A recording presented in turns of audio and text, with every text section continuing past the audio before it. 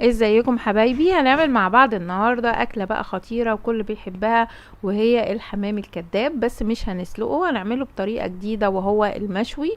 المشوي طبعا بيبقى حلو جدا، وخصوصا لو حد عامل دايت طالع جميل جدا وجوسي. وكمان حشيناه بالرز والكبد والقوانص بتاعه الفرخه. ممكن نعمل كبد وقوانص فرخه واحده او اتنين حسب كمية الرز اللي احنا عاملينها. يلا نشوف الطريقة مع بعض. على فكرة هيعجبكم جدا جدا جدا، يعني جربوها. ومتنسوش الاشتراك في القناة واللايك والشير. عندي اوراق فراخ انا كنت مجهزاها وخليتها ونقعها في مية بصل وملح وفلفل. بجهز تاني يوم بقى الصبح الكاتشب، معلقة من الكاتشب، معلقة من المستردة، معلقة من الصويا صوص، ملح وفلفل، بابريكا، توم باودر، بصل باودر، وصوص الباربيكيو اللي هي التتبيلة اللي بنجهزها دايما في المشويات، وكمان معلقة من الكبيرة من العسل. كل ده بيبقى معلقة واحدة كبيرة، ما بنكترش عشان ما نغيرش طعم اللحوم. بعد كده بتبلها ممكن لمدة نص ساعة كده على ما هنجهز الكوسة. مش محتاجة هنا التتبيلة تقعد اكتر من كده. بعد كده جايبة نص كيلو بس كوسة، مش جايبة اكتر. ممكن انتوا لو حابين تكتروا كيلو ممكن تاخد كيلو، يعني انا ما حبيتش اكتر، انا حبيت استفاد بس بالصوص بتاع الفراخ علشان ممكن يتحرق في الصينية، فانا حبيت استفاد بيه. بعد كده قطعته ولا بنسبك ولا اي حاجة، عبارة عن ترانشات بقى من البصل وترانشات من الشرايح من الثوم وملح وفلفل، وبحط عصير طماطمتين وخلاص، مش عايزة اكتر من كده. بجهز عندي هنا بقى الحشوة بتاعة الحمام الكذاب، واحط معلقة من الزبدة على معلقة من الزيت وبصلاية، وبحط كبدة فرختين وقنصة. بحط بقى نفس التوابل اللي احنا بنحطها كل مرة، ملح وفلفل، بابريكا، توم باودر، بصل باودر، ممكن بهارات فراخ، ممكن نزود برضو الصماق.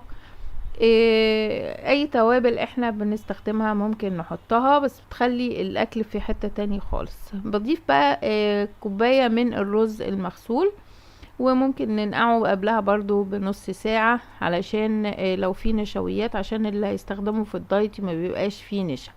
بعد كده بعد ما بشوحهم بزود بقى كوباية من المية، كوباية رز عليها كوباية من المية، واسيبه يستوي سوا كامل. انا عايزاه يكون مستوي كويس جدا، لان طبعا مش هنسلق الفراخ او مش هنسلق الحمام الكذاب ده، هيتشوى، فلازم الرز يكون عندي مستوي. ببتدي بقى احشيه.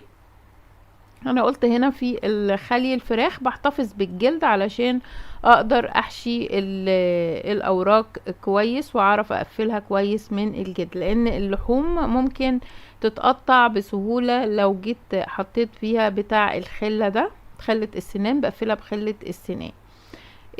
بالطريقة دي هعمل معاكم واحد كمان.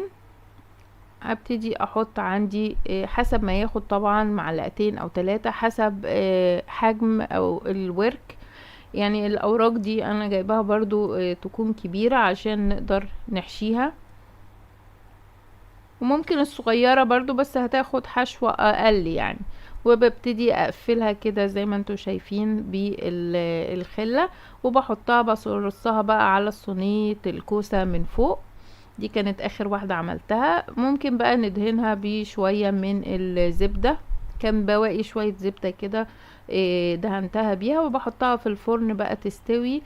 ما تاخدش ساعة واحدة بس، وطالعة خطيرة بجد. وطعم الكوسة ما اقولكوش طعمه خطير، يعني مش شكل بس. يعني انا عايزه اقول لكم ان الولاد كانوا مبهورين قوي بطعمها، وقالوا لي يا ماما لازم تعملي لنا منها على طول.